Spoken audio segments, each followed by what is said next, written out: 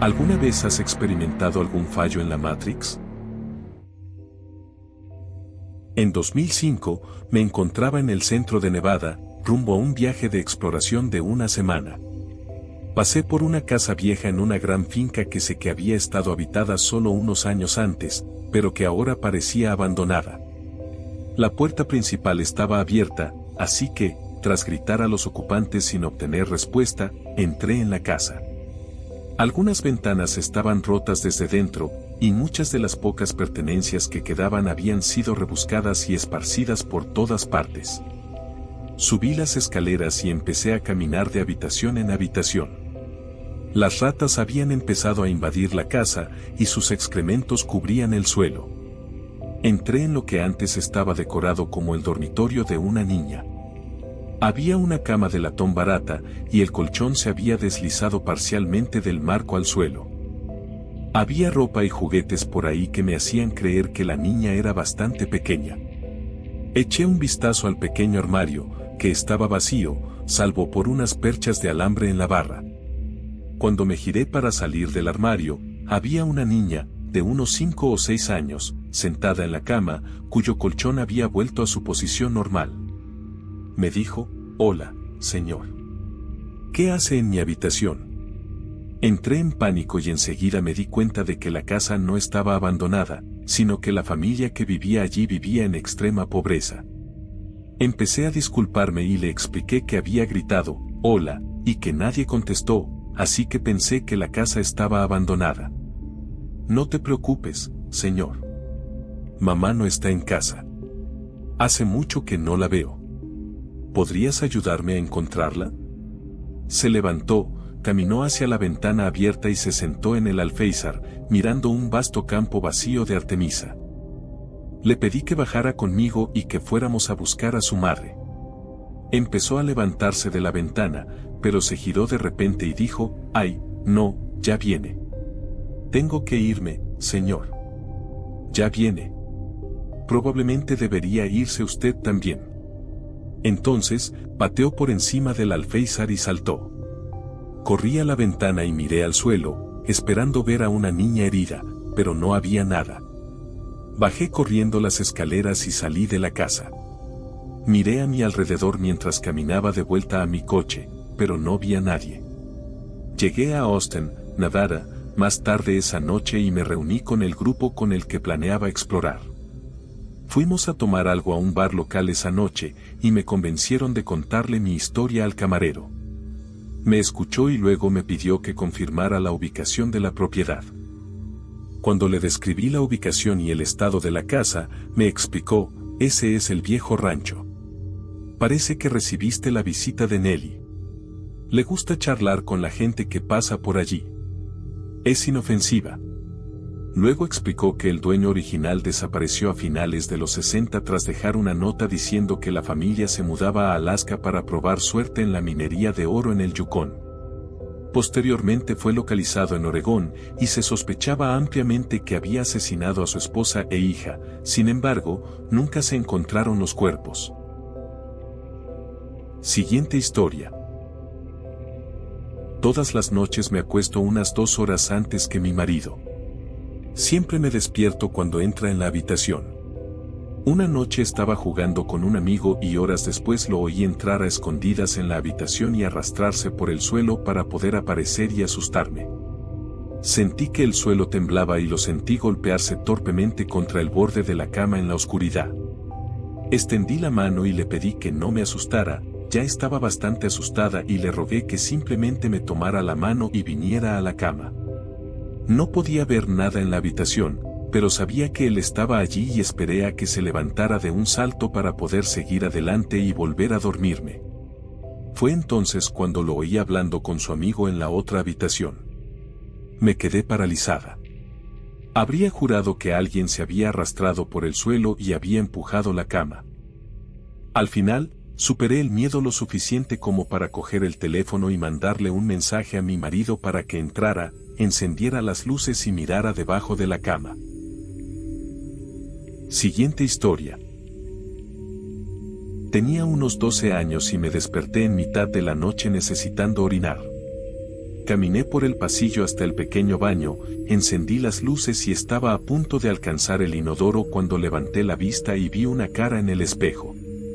No era mi cara. Era como si alguien estuviera al otro lado, de pie a la derecha, con la cara pegada al cristal, mirándome fijamente. Solo lo vi un instante, pero lo tengo grabado a fuego en la mente. Grité y salí corriendo a buscar a mi papá. Claro, mi papá investigó y luego me calmó, o al menos lo intentó. Al final, tuvimos una sesión de oración, porque estaba muy asustada. Al final, debí de volver a dormirme. Avanzando rápidamente hasta mis 30s. Había olvidado por completo el evento. Una noche, estando de visita, mi padre lo mencionó en voz baja. ¿Recuerdas aquella vez que viste una cara en el espejo? De repente, me vino a la mente como un torrente de recuerdos, provocándome un escalofrío. Sí, lo recuerdo. Bueno, dijo, a veces pienso en esa noche. Miró al suelo con expresión seria. Yo también la vi. Continuó describiendo exactamente lo que había visto. No tenemos ni idea de qué era. Al parecer, cuando investigó, lo vio y se puso histérico. Al parecer, la sesión de oración fue tanto para él como para mí. Lo respeto por haberme ocultado ese detalle hasta que cumplí 30 años, pero en realidad desearía que nunca me lo hubiera dicho. Siguiente historia.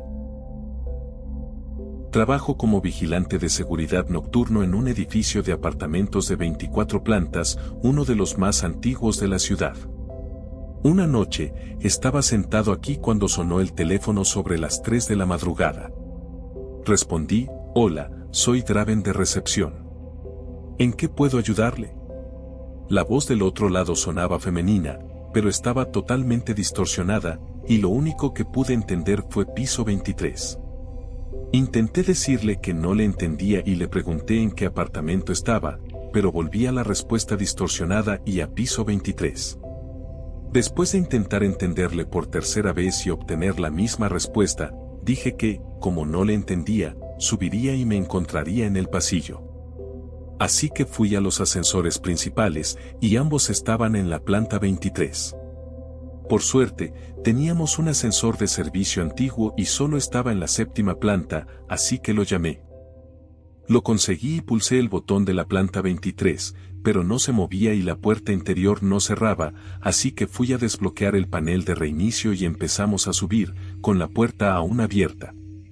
Estaba entrando en pánico, y el ascensor temblaba porque iba muy rápido y era viejo.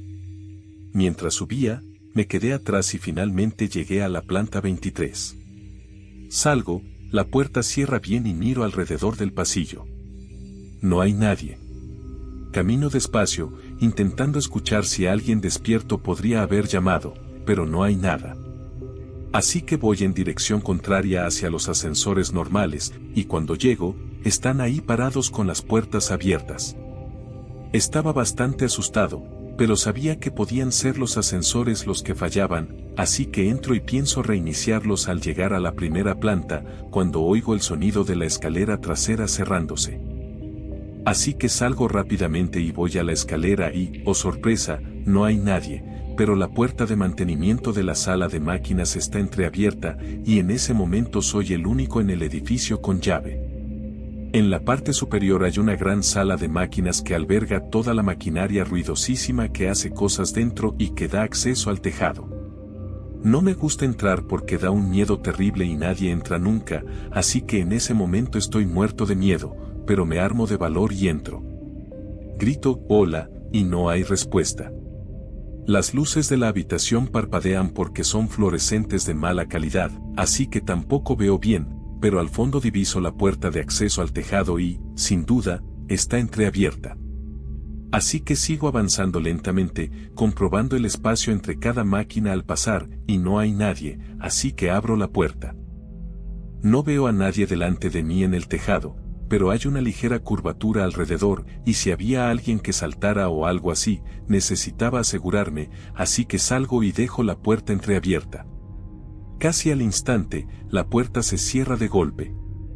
Quizás lo hubiera atribuido al viento o algo así, pero esta puerta es difícil de cerrar y difícil de abrir. Realmente difícil. Agarro la manija de inmediato, la abro de golpe, la cierro de golpe y corro directo a la puerta de mantenimiento. Se bloquea automáticamente al cerrarse, así que la cierro también de golpe y vuelvo al pasillo del piso 23, entro en un ascensor, con las puertas aún abiertas, y bajo hasta el primer piso. Regreso al vestíbulo principal y, en cuanto me siento, suena el teléfono. Lo cojo, no digo ni una palabra, y, como si fuera el infierno, otra vez con una voz entrecortada que solo se oye decir piso 23. Colgué el teléfono, apagué el timbre y pasé el resto de la noche mirando el monitor de seguridad del estacionamiento. Han pasado un montón de cosas escalofriantes en este edificio. Una vez pasé por una habitación oscura aquí en el primer piso y juré haberme visto dentro. La noche siguiente, mientras limpiaba la habitación, las luces se apagaron y me giré para verme pasar rápidamente. Siguiente historia. Desde la ventana de mi apartamento, a poca distancia, se ve una calle con una bonita casita que destaca entre un mar de edificios anodinos. Una casa de un amarillo precioso, muy característico y vivo. Un día, decidí caminar por la calle donde está la casa amarilla para verla más de cerca, solo para ver un terreno baldío donde antes estaba. Pero cuando regresé a mi apartamento y miré por la ventana, la casa amarilla seguía allí, exactamente en el mismo sitio que el terreno baldío. Me intrigó mucho este fenómeno, que debía ser una especie de ilusión óptica. Quizás, casualmente, otra calle tenía edificios casi idénticos y me había equivocado de calle. O quizás la casa amarilla estaba en una calle detrás del terreno baldío, y solo parecía estar construida en la misma calle que los demás edificios. Otro día, revisé minuciosamente todas las calles de la zona, pero no encontré nada. Y, por supuesto, al volver a mi apartamento y mirar por la ventana, allí estaba, una vez más, una casa de un amarillo intenso, que, por alguna razón, solo existía desde mi ventana. Mi conclusión final fue que era literalmente un efecto de la luz, quizá era una casa con una especie de pintura perlada, que solo se veía de un amarillo brillante desde ciertos ángulos, como el de la ventana de mi apartamento. No me convenció del todo la explicación, pero me pareció bastante plausible, así que la dejé ahí. Hasta varios años después. Casualmente caminaba por la calle donde estaba el terreno baldío y descubrí que ya no estaba. Estaban empezando las obras de un nuevo edificio. Me preocupaba que este nuevo edificio me tapara la vista de la inexistente casa amarilla, y que entonces se volviera completamente inexistente, al menos hasta donde yo pudiera percibir. El edificio más bonito que veía desaparecería, y el misterio jamás se resolvería. Pero mis temores eran infundados. La obra no se veía desde mi ventana. La casa amarilla parecía estar, de alguna manera, exactamente en el mismo lugar donde estaba la obra. Tomé nota mental de revisar el progreso de la obra. Cuando lo hice un tiempo después, lo que vi me dejó paralizado de miedo. ¿Estaba en coma? ¿Estaba en una simulación de Matrix con un fallo grave? ¿Estaba completamente loco? No lo sabía. Sigo sin saberlo. Lo único que sabía era que ahora estaba mirando una casa completamente nueva. Una casa completamente nueva, que había estado mirando durante años. Una casa nueva, con una capa de pintura recién pintada, un amarillo muy distintivo, vivo y precioso. El amarillo del camino de baldosas amarillas. Siguiente historia. Recuerdo ser bastante joven, como de 9 o 10 años, y estaba en el aparcamiento de un pub en Inglaterra. Recuerdo ver a un adolescente en la ventana de una casa mirando hacia el aparcamiento. Me saludó y sentí que lo conocía de alguna manera. Mis padres me preguntaron a quién saludaba y les dije que solo a una señora de la ventana de allá. No le di mucha importancia. 10 años después, estaba en la nueva casa de mi abuela. Recuerdo entrar en su habitación, algo que nunca me permitieron hacer, y asomarme a la ventana. Entonces me di cuenta de que estaba en la casa mirando ese mismo aparcamiento y recordando esa interacción años atrás. Entonces, una niña de unos 9 o 10 años que estaba en dicho aparcamiento me saludó y le devolví el saludo. Sentí que la conocía. Siguiente historia. Esto pasó alrededor de 1991. Era medianoche.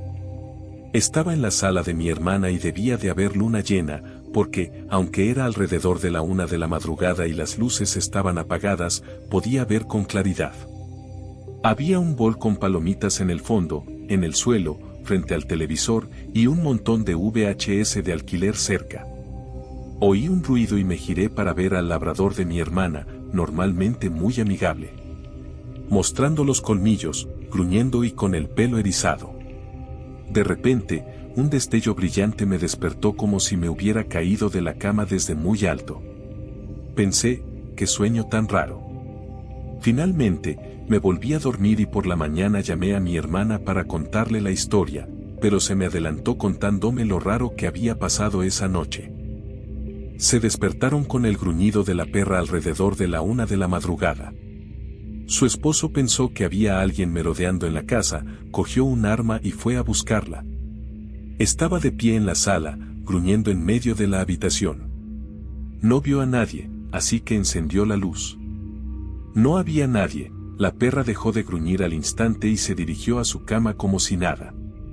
Revisó la propiedad y volvió a la cama. Charlamos un rato y me enteré de que habían visto unas películas de alquiler y de que, por supuesto, teníamos palomitas. Mi hermana a veces es un poco tímida, así que decidí no contarle nada de mi noche. Por cierto, vivía a unos 725 kilómetros. Siguiente historia. Una vez salí del trabajo a las 6 de la tarde, como siempre lo hacía a esa hora, y comencé mi viaje en tren de 1 hora a casa. Después de encontrar asiento, me dormí y me desperté justo antes de mi estación. Desde la estación, hay un corto viaje en autobús, 10 a 15 minutos, para llegar a casa.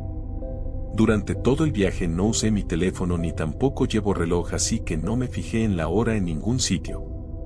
Al llegar a casa, mi familia me sorprendió con un «¿Llegaste temprano? ¿Todo bien?». Miré el reloj de pared y eran casi las 6 de la tarde.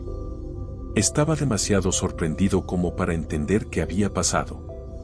Revisé otros relojes, celulares, etc., y la hora era la correcta. Unos días después, el administrador nos envió por correo electrónico las planillas de horas del mes, fichajes de entrada y salida, y todos los días me tocaba alrededor de las 6 de la tarde. Así que, desde luego, no era culpa mía haber salido antes del trabajo. Hasta el día de hoy no he podido entender cómo gané entre 60 y 90 minutos ese día. Siguiente historia. Fue en el autobús matutino a la escuela, a finales de otoño, principios de invierno. Siempre me sentaba en la ventana porque escuchaba música y tenía que esconder mi Walkman, en una época en la que estaba prohibido tener aparatos electrónicos en la escuela. Lo que quiero decir es que siempre analizaba cada detalle de lo que veía afuera, manteniendo la calma. El autobús se detiene, miro hacia afuera y veo al chico caminar desde su puerta hasta el final de la entrada, esperar la señal del conductor y cruzar. Recuerdo que llevaba una chaqueta azul marino con rayas moradas en las mangas. Este chico, al que conocía bastante, era muy a la moda y nunca usaba la misma chaqueta más de una vez por semana. Sube al autobús y se sienta. Espero a que el autobús se mueva, pero no lo hace. El retraso me despierta la curiosidad, así que miro hacia afuera para ver si hay alguna razón. Miro hacia afuera y veo al chico caminar desde su puerta hasta el final de la entrada y esperar la señal del conductor. Llevaba una chaqueta azul marino con rayas moradas en las mangas, cruzó, subió al autobús y se sentó exactamente igual. Cada detalle entre los dos momentos era idéntico. El coche en la entrada estaba exactamente en la misma posición, las nubes en el cielo, el coche que se detuvo para dejar pasar el autobús, todo. Esa familia solo tiene un hijo. Siguiente historia. Estoy 100% seguro de que recuerdo vívidamente a un perro que aparentemente no existe. Cuando tenía 16 años, vivíamos al otro lado de la provincia y mi tío tenía un pequeño Jack Russell llamado Crue. Crue estuvo desaparecido durante varios meses y luego apareció en una organización humanitaria a más de 1 hora de distancia, y todos nos quedamos impactados de que este perrito hubiera llegado tan lejos. Bueno, eso fue hace casi 20 años. El otro día hablaba con mis padres y les dije, siempre que oigo hablar de Jack Russell pienso en Crue y en esa broma que hizo. No tenían ni idea de lo que les hablaba. Insistían en que mi tío nunca había tenido un perro así, que debía haberlo soñado, etc. Sinceramente, cualquiera que recordara a este perro murió hace mucho tiempo y ni siquiera tengo fotos de mi tío. No tengo forma de probar que este perro existió, pero estoy seguro de que sí. Siguiente historia.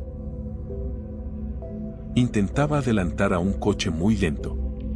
Iba demasiado rápido, lo sabía perfectamente, pero no me importó. Entonces, tuve una descarga de adrenalina y decidí acelerar aún más para adelantar, antes de que el carril de adelantamiento se convirtiera en uno solo. A veces creo que no lo conseguí. Creo que después de coronar la cuesta, iba 2 en fila en el ahora único carril. Un camión iba en el carril contrario empezando a subir la cuesta y creo que lo choqué de frente, a una velocidad considerable. Recuerdo mirar la camioneta y pensar que iba a chocarla, pero sentía que no pasaba nada, que todo iba a salir bien. Creo que vi cómo la parte delantera de la camioneta impactaba y aplastaba el lado izquierdo de mi coche, que me llegaba a la cara y, por un segundo, nada más que negro. Un momento después, estaba aparcado junto a una pequeña fábrica, a unos 800 metros de la carretera.